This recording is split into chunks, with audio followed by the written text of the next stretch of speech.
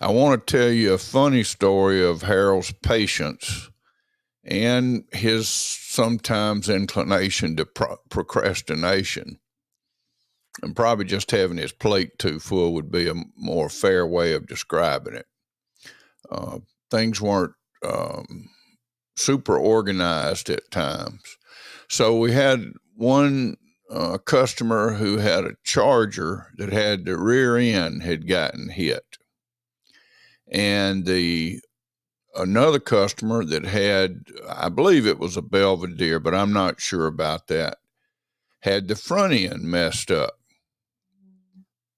So these customers would come in there. It seemed like every day. It was probably a couple of times a week, but I was down there almost every afternoon. Harold was just somebody I loved to spend time with, and so and I was trying to learn things. He taught me how to weld a little bit, taught me a little bit about mechanic, and all of which went away. I know, but not not through his fault, my own.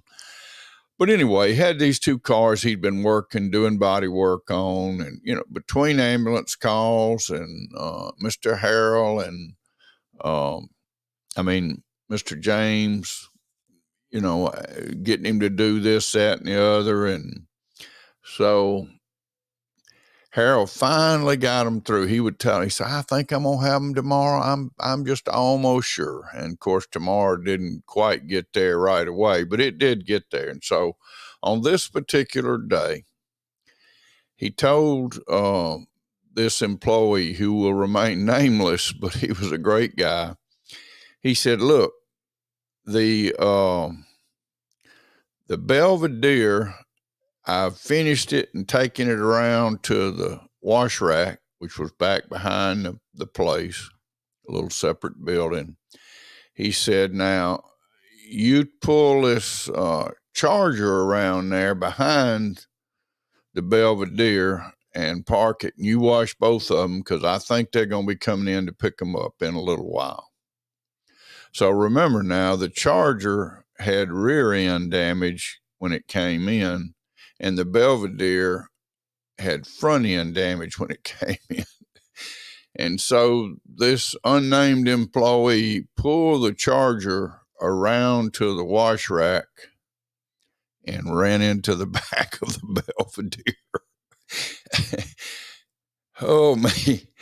Harold didn't say anything out of the way. He said something like, "Dag, snatch it."